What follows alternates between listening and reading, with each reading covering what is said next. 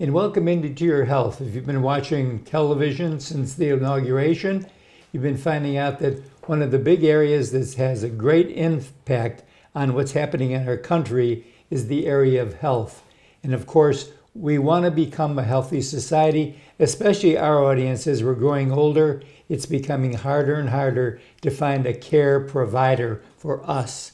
Today I have with me the Senior Director of the VIA College of Osteopathic Medicine. It's a tongue twister. It is. It can at be, Auburn yes. University, Meghan Woodham. Yes. We got that right. Yes. That was not a tongue twister. And thanks for coming back. And when you were here last time, we talked about the fact that osteopathic medicine is kind of the area of medicine where we look at the whole person. Correct. In other words, we don't come in and say, I've got a headache, here's an aspirin.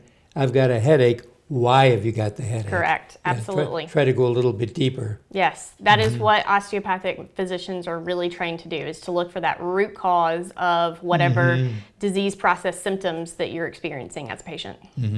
Now, this is truly a growing field, isn't it? It is. Right now, DOs are one of the fastest growing fields in the healthcare profession. 1 in 4 physicians are DOs. So. That's amazing. Yes. Yeah. And of course, it's just about as much time as to become a regular physician. They are regular physicians, so That's it's the exact same thing. Yeah, it's the exact wrong same. term there. Yeah, no, it's not. As just a medical doctor. As an MD. As yeah, an MD. MD, DO, they're going to go through the exact same training. It's 4 years at a med school, and then it's 3 to 7 years in residency, depending on what specialty you choose.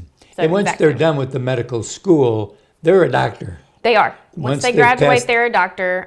They do pass all of their board exams that they have to take, and then they go into residency to get that specialized training in whatever field of medicine they want to practice. Okay. And your college is located at Auburn University. We are on the campus of You Auburn.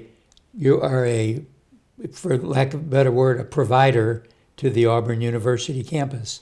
Yeah. Because you're independent from the university. We're independent to the university. But you work hand in hand with Oh, them. hand in hand. We have a great partnership with Auburn, and we're really happy and excited that we get to be a part of what's going on there on campus. And they understand the importance of what it is you're doing. Oh, absolutely. And what we want to try to do is obviously get people to go into the medical profession, and more importantly then, stay here. Stay in the South. Absolutely. Or in We try to Alabama. recruit students that are from Alabama or from one of our surrounding states, because we know that students who are from an area and they train in that area, they're more likely to come back to that area to practice once they graduate. Right now, Alabama is facing a shortage of about 3,000 physicians.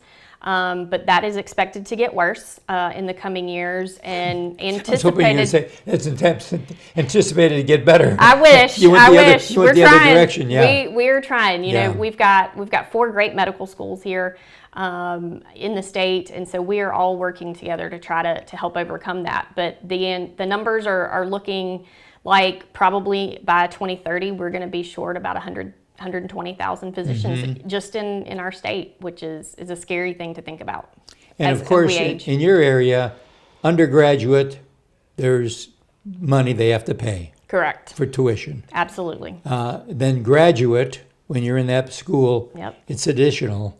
And then during the residency, are they still paying money They're out? not paying in residency. Okay. They're getting paid in They residency. get paid That's some when in they residency, start but get they have to paid. get some back. Yeah. But one of the things we're getting concerned about is that there may be some cutbacks in area of aid to students, and we're hoping that it does not touch medicine. That's what we're hoping. So right now, as part of the budget plan that is in front of Congress, they are talking about either eliminating or capping what is called Grad Plus, stands for graduate, Grad Plus loans. That's the federal aid that medical students, lawyers, just really anybody in a graduate profession that they're going to school for, they're going to either cut or cap that amount of money that students can borrow. And so it's going to make it very difficult for students to pay for their graduate education, particularly in medicine. Well, in medicine, it's not like, and nothing against the person that's an artist.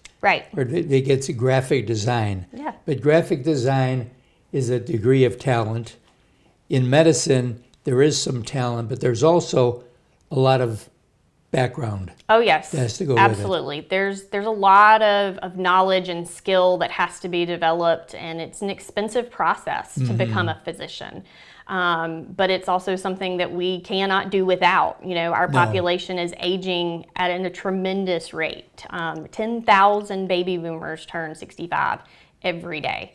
And so our population is aging so quickly, and our physicians are leaving practice at a rapid rate, particularly post-pandemic. And so we are trying our best to replenish that pipeline. But the fact that we could be, you know, facing a severe financial aid situation with our students, and potentially, you know, future students, is really going to hinder the work that we're doing in that area. So if I wanted to apply to go to your school, if you're getting ready to graduate and you've got a degree that's in science or medicine, then you can apply to become... You can absolutely apply. There are prerequisites and things. You do have to take an MCAT. That's that big medicine entrance exam. Right. But we have some wonderful folks in our admissions and recruitment department that would be more than happy to talk to anybody who has an interest in attending VCOM. Good. Meghan, thank you so much. And remember Thank you. this is another hidden gem at Auburn University. It's a school that can give us the most important thing we need, medical people in our lives. We'll be right back right after this.